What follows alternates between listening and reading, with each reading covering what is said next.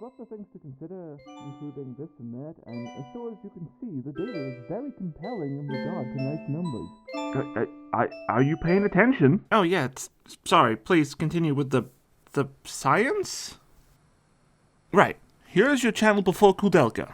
The number was small and that equals sad. But after you made the video, the number go up, which is good. So in my humble opinion, in order to maximize the potential growth of the brand, I think you should move your content to... Oh yeah, I was gonna review Tail Concerto next. Tail a hoo-ha? Tail Concerto. It's a game where you play as the dog in the Mecha Police, and you have to stop the cat pirates from bombing the cities by stuffing the child cat terrorists into your digitized mecha backpack. I can't wait to explore the islands in my airship. Shadowhearts is a horror JRPG and a spiritual sequel to Koudelka. I don't understand how it can be spiritual when it contains several of the same characters and locations, but that's for the internet to argue about. Koudelka did not shape up how Hiroki Kikuta wanted it to. While the story and visuals were how he envisioned it, he wanted to push away from the standard JRPG formula, with plans to make it something closer to Trails of Mana, but 3D. Lots of environmental possibilities, like using the furniture as weapons. Unfortunately, the staff that left Square with Kikuta were, unsurprisingly, more comfortable making traditional JRPG combat systems, so there was a lot of compromise on that front. Sequels were planned for Koudelka, but internal struggles eventually led to Kikuta leaving Saknoth. Koudelka's art director, one Matsuzo Mishida, stepped up to direct their new game, taking inspiration from Lovecraft and using Koudelka's world as a launching off point to make an alternate history RPG set in the 1900s, named Shadowhearts.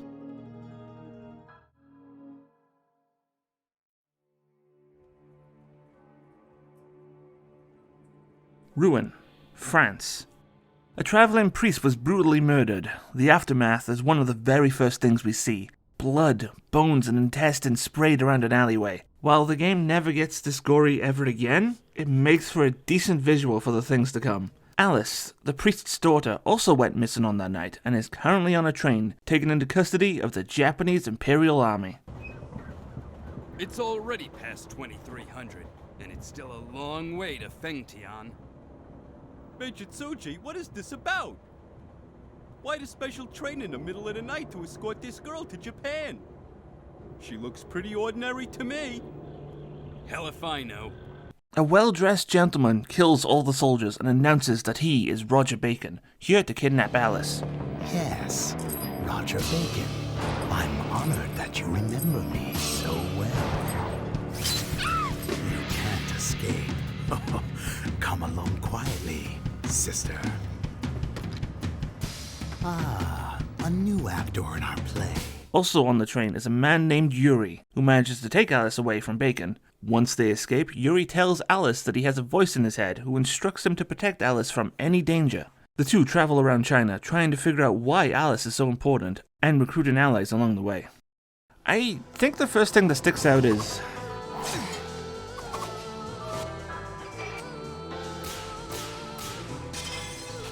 well, the second thing would be the tone of the game, going for a more mature, even edgier vibe than its contemporaries. While never getting as dark or contemplative as, say, a SMT game, once you're off that train, bam! Village full of animals will turn into cannibals and eat villagers. This dilapidated place growing veins, a skull wall protecting a defiled shrine. Hell, even Yuri is turning into monsters during battle, and not just the cool kind, the biblically accurate kind. Yuri is capable of fusing into multiple forms granted from the graveyard, a resting place for his emotions, a place where accumulated malice of everything he's slain coalescing into a malicious spirit that will want you dead if left unchecked. So yeah, not your usual fare, backed up by a soundtrack that's equally non-contemporary. Since Kikuta left Saknoth, someone else needed to compose the OST for Shadowhearts. Yoshitaka Hiroda, joined by a few others, created the game's soundtrack, including one Yasunori Mitsuda. Wait, why is that name familiar? Oh, word? Mitsuda wanted a score that was beautiful yet destructive, which means you end up with track names like Coffee with Bullet, which, despite its name, is a genuinely lovely track.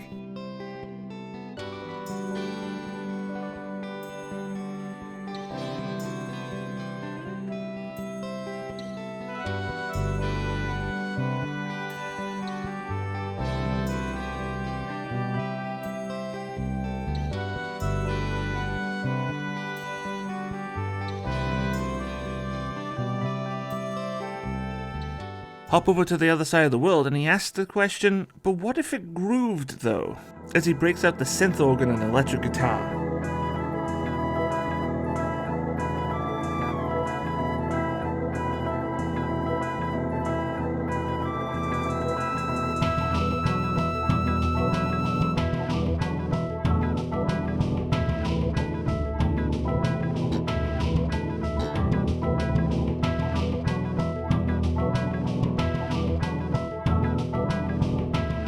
This is Prague, by the way. Imagine you're sneaking across the water on your way to Shanghai aboard a smuggler's boat. The fog rolls in, creating a choking blanket of tension. Mitsuda once again asked, but what if?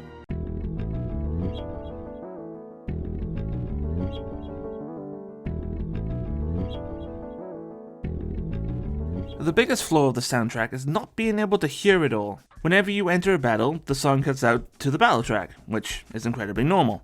Unfortunately, once you're back out, the field music restarts. And that is an incredible shame. A few of these tracks have decently long lead-in, my favorite being Zombie Party.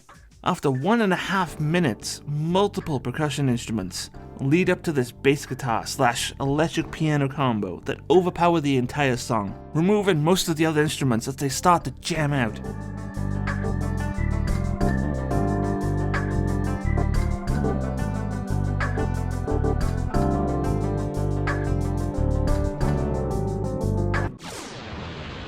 But you will never hear that. You'll only hear the intro with the monks chanting over and over again. The last 2 tracks of the final dungeon have this bell motif that's foreshadowing the final boss's theme. Good luck hearing it in normal gameplay. It sucks major butts. Weirdly enough, the Asia battle theme suffers from the same problem, but in a different direction. So, let me get things straight. I've softened to this track since Rogue Galaxy. The track name is Brainhopper, and it can be a barrier of entry for some.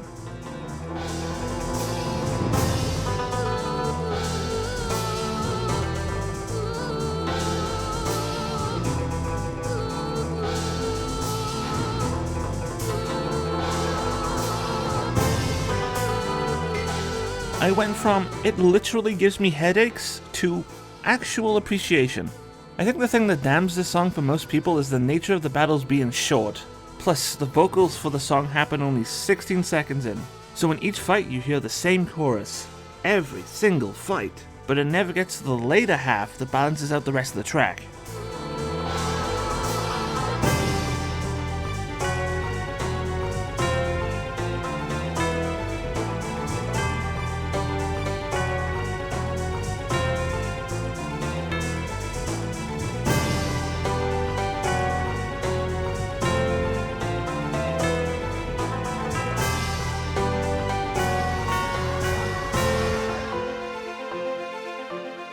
If you wanted to get into Shadowhearts, but this was the deal breaker, note that the latter half of the game has a second battle track, so it's not playing through the entire game. In fact, on one of the music CDs, there's a bonus track that's the prototype for the Europe battle theme. I wonder what that sounded like.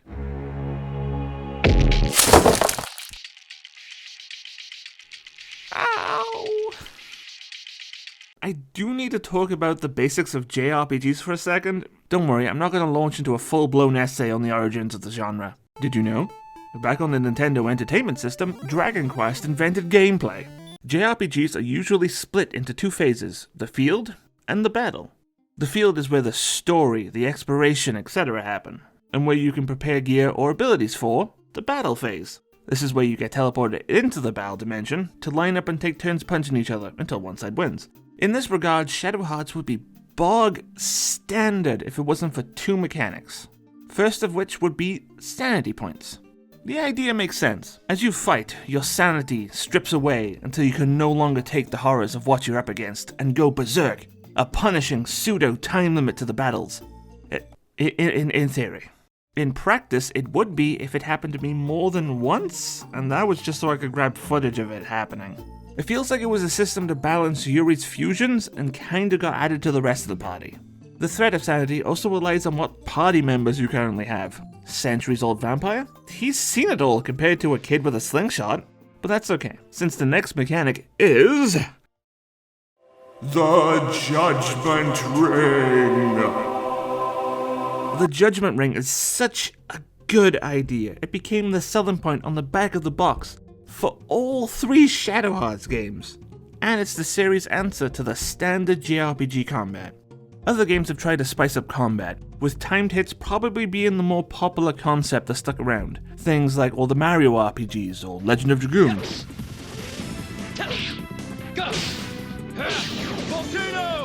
But I think Shadowhearts' take on timed hits is the easiest to understand while also having a decent amount of depth. Here's the idea. Once you select an attack or spell, a circle will appear with a bunch of zones. At the top, an indicator will sweep the ring clockwise. And all you have to do is time your button press from when it enters the zone to perform the action. Very simple. Normal attacks do the same amount of damage regardless of where it lands, but strength of spells is variable depending on how late you hit it. The fun comes in the critical areas. You see that red bit at the end of the zones? Time a press there and the action will become boosted, whether that's damage, healing, stat buff. What happens if you miss? Well, the action will turn into a big fat nothing! The character performing the action will skip their turn if you miss the first attack, or the different spell areas. Thankfully, it won't spend the MP if it was a spell, so it won't sting as much as it could have. You'll still lose a sanity point for that turn, however. Every character has unique patterns for their attacks and spells. Nothing outlandish like the ring being a different shape, just more subtle things. Slingshock Kid has huge hit markers, but he's not that experienced in combat, so crappy crits. Mr. Vampire, on the other hand, has tiny hit areas with massive crit markers. However, I suspect everyone will get tricked by Margaret's grenade ability the first time around.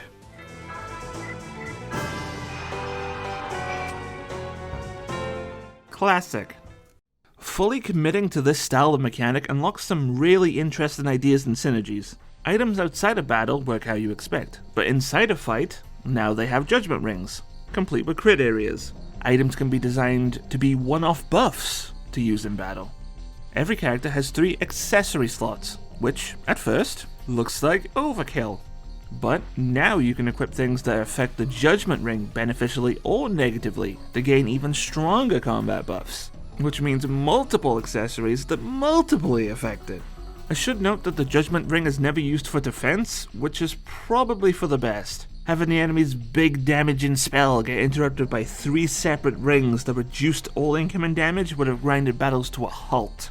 The genius of this system is thanks to it not being battle specific. Someone on the dev team really thought, well, if Judgment Ring is attack, why can't Judgment Ring be shopping? Judgment Ring be lottery? Judgment Ring be kick door down? Judgment Ring be search for book?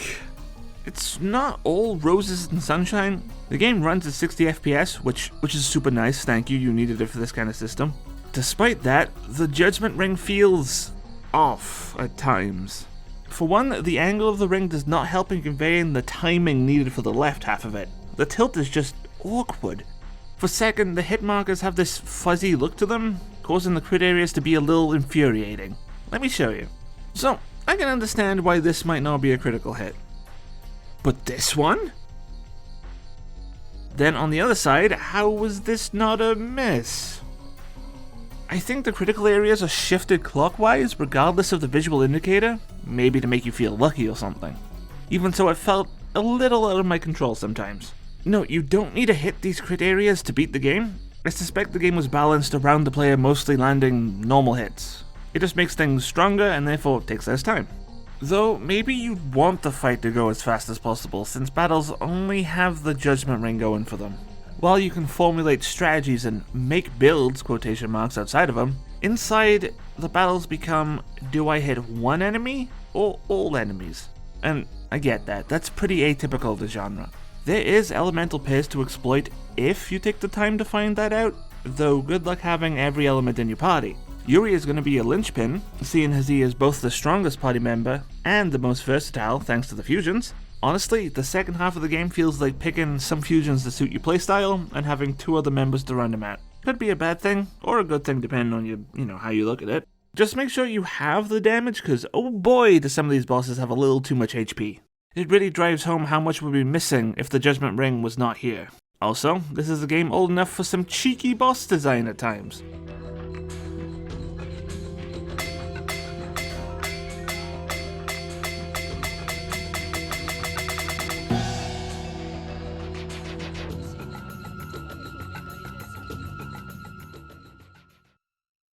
This studio is X-Square employees after all. So the fights can be boring. Maybe you won't feel that way when you actually see what you're fighting. Wait, someone who stuck around between games is the monster designer, Makoto Nahayoshi, promoted to chief monster designer, which creates a bit of consistency between games. Do you remember the baby? It remembers you. It would never forget. The enemy roster is a lot bigger compared to Koudelka, thanks to the game being a lot longer. So every now and then we get a lizard with jorts, or color palette swapped lizard with jorts. Everything else though? Good lord.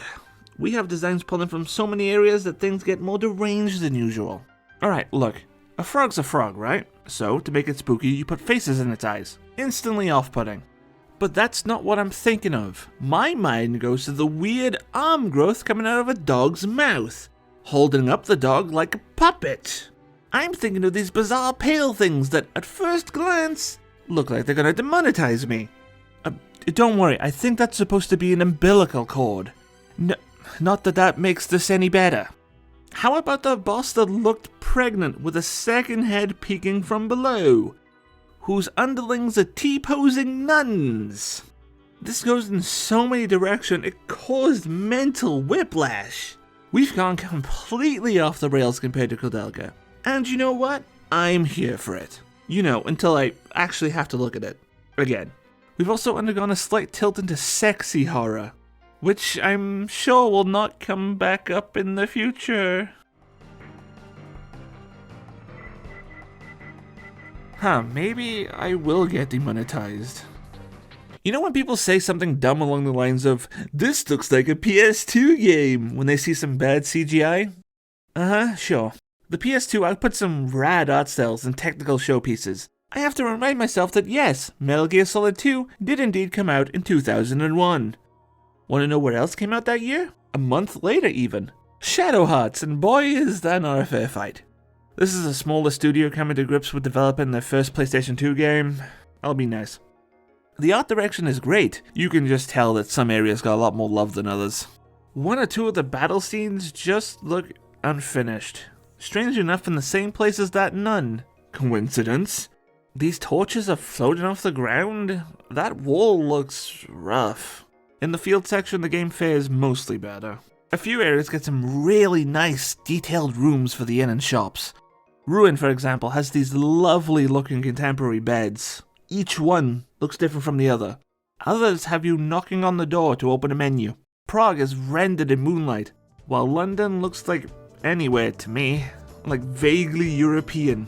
Oh, and if you played this music, I would not have thought of England. Just give it a listen.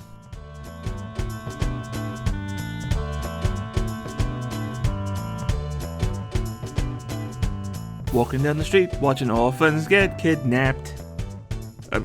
Please look away. Don't think about that. Generally, the game's content with having people stand around and talk, although sometimes the games will also switch art style for a cutscene. These are usually illustrations with some voiceover, nothing too special. Though very rarely, it will do something interesting. Like a live performance of a musician, filtered to look like an old-timey film. Really doesn't have too much to do with the story, mostly just one character's history and idle thoughts. But it looks cool, and I get the feeling that it might have meant something in the earlier draft? Or maybe because it was cool, who knows? P0 the hotkey obtained? Huh? Sister? Okay, so something's up with this localization. Odd misspellings and weird variables being visible like this is not game breaking. It's a little funny, but you can play through that. That doesn't affect anything. The conversations, though, just don't feel right. Most of the time, it's the little things, like party members saying the same thing twice, just with different words. Or someone getting drunk on the spot despite nothing happening. It all has this close enough feeling, like it never got a second pass to make the sentences flow better. Or for the conversations to actually have a back and forth. Though, please note, this is not an always thing, more of a now and then problem. And maybe this is my imagination, but it sure feels like it gets worse the further into the game you get. Wow, sick hint, Dad, thank you very much. That makes sense to someone. In regards to the overall story, it doesn't really interest me that much, although there is one element I do want to talk about. The thing I'm expecting most people to know about. and that would be Alice. So, the usual, skip here to avoid spoiler sections incoming.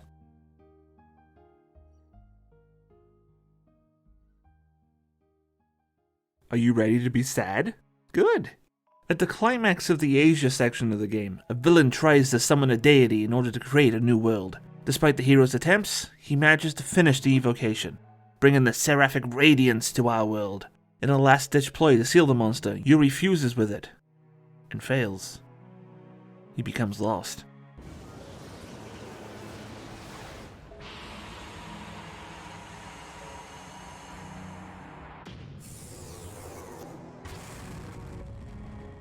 That day, the flames were almost beautiful as they turned Shanghai to ash.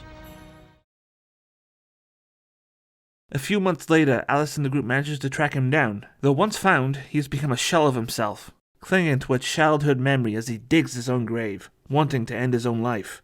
After subduing Yuri, Alice ends up in the graveyard, where she meets the four masks who torment Yuri. They offer Alice a deal. You can attempt to bring back Yuri from the brink of despair, but they will own her soul. She accepts and successfully helps Yuri fight his own demons. This also contains a really cool 3D scene. Almost every cutscene, like I said, is models on a pre-rendered background, but twice it ditches that for some dramatic camera angles, and they look good. I wish the devs included more of these. The more the gang explores Europe, the more Koudelka starts showing up. Literally. No, I mean literally. The literal Koudelka. She is revealed to be the voice calling out to Yuri, and is the key to darkness? And Alice is apparently the key to light? Sure, why not? She asked the party to visit Wales if they want to figure out the identity of Roger Bacon. Thankfully, Roger Bacon is here to explain it. Yeah, if you played Koudelka, you would be skeptical of the Roger from the intro, the man who's been harassing the party the whole game. He did not look hundreds of years old. He is instead Cardinal Albert Simon, a man who also wants to create a new world. Roger informs the group that he's waiting underneath Nemington, and I must admit, despite how stupid it is there's been a secret dungeon here this whole time, entering the ruins of a destroyed Nemington, descending the stairs into the same room where Patrick tried to revive Elaine, absolutely wonderful. 10 out of 10 tasteful fan service. The group tries to stop Albert, but once again fails as he lifts the float. An alien structure, don't think about it, don't think about it, which acts as a beacon to call down God. That's not regular God, that's capital G God. Before the final assault on the float, the party rests up. During that time, Alice finds herself in the graveyard again. Her time is up. The masks beckon her inside the door of death, where Atman, the spirit executioner, awaits.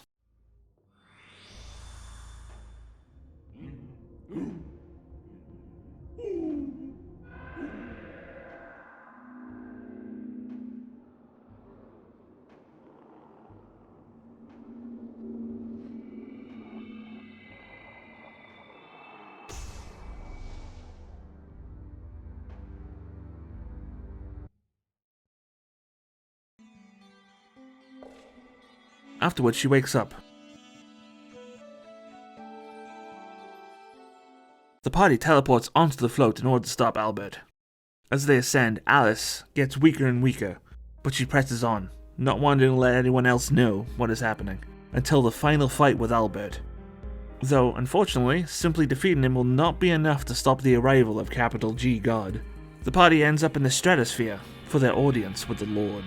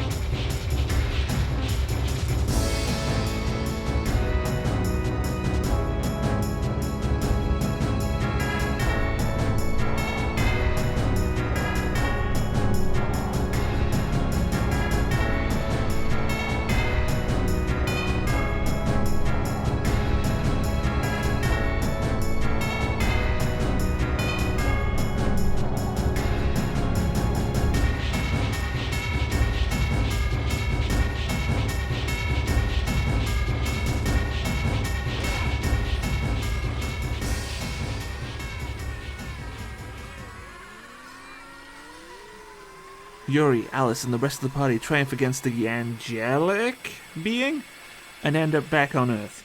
And an epilogue starts playing, voiced by Alice no less.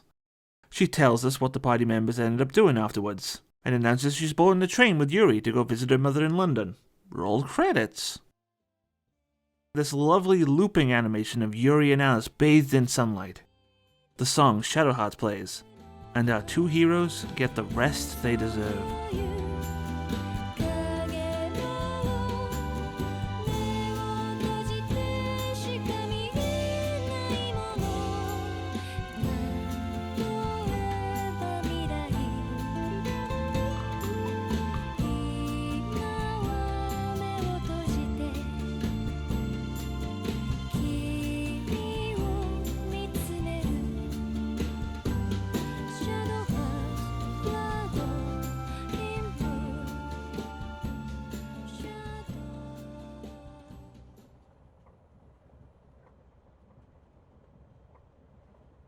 As the Warlock said in the end, even if another age of storms buffets this world, I intend to go on living and fighting.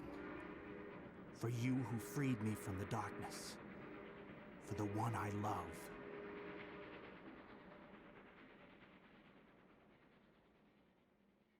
Going into Shadowhearts, I knew that at some point Alice would die.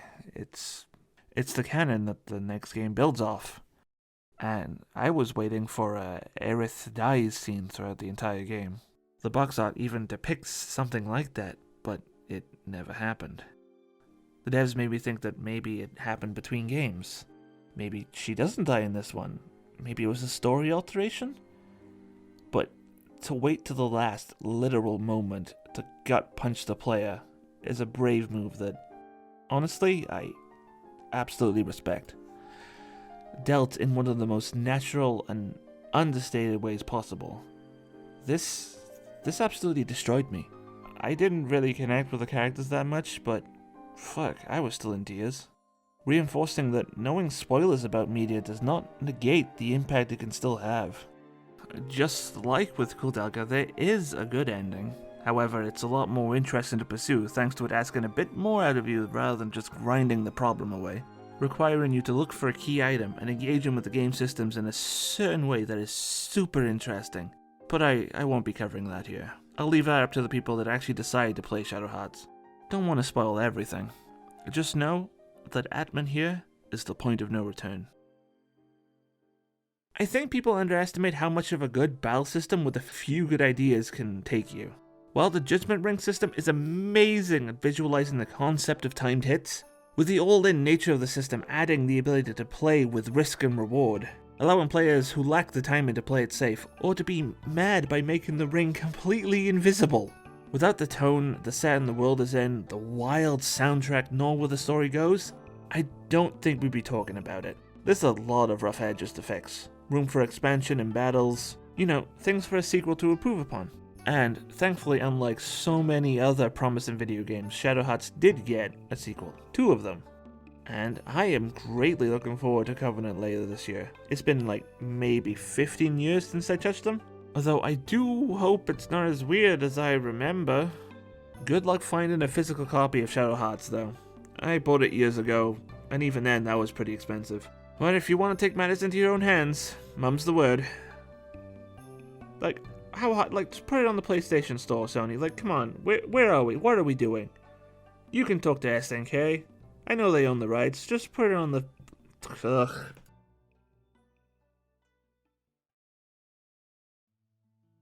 Hello, and welcome to the end of the video, a place to chit-chat and show off my cursed photos. First on the list is why I don't talk about certain things. My videos are currently trending upwards in terms of length, and I'm totally okay with that, at least up to a point. I currently don't want to make hour-long videos about a single game, but perhaps in the future the odd one won't hurt? However, even though my videos are getting longer, I'm still finding things to cut from the script. For example, in Shadowhearts I skipped over how the malice system worked. Weapons, judgment rings getting smaller on stronger weapons, the scattered side content, etc. They were cut just because I could not find a way to include them in the video naturally. I was toying with a lightning round before the story spoilers to talk about them, but ultimately removed it. I'm thinking of making an extended thoughts about the game. I just don't know how to present something like that. Any ideas on how I might do that is welcome, by the way. Feel free. Second is the whiteboard and that bit at the bottom left. I have a slight obsession with Alundra, and I end up making stupid memes with him. With this being a cut joke from the ending of Symphony of the Night. Sometimes I just wake up and make him Exodia. Why? I don't know. Thirdly, just a heads up that the next video won't be Shadowhearts. I want a small break from JRPGs, so expect some weirdo pics. I'll get back to Shadowhearts in around about May, June-ish? Probably, after 2 more videos. I think that's it. Catch you all later. Remember to subscribe.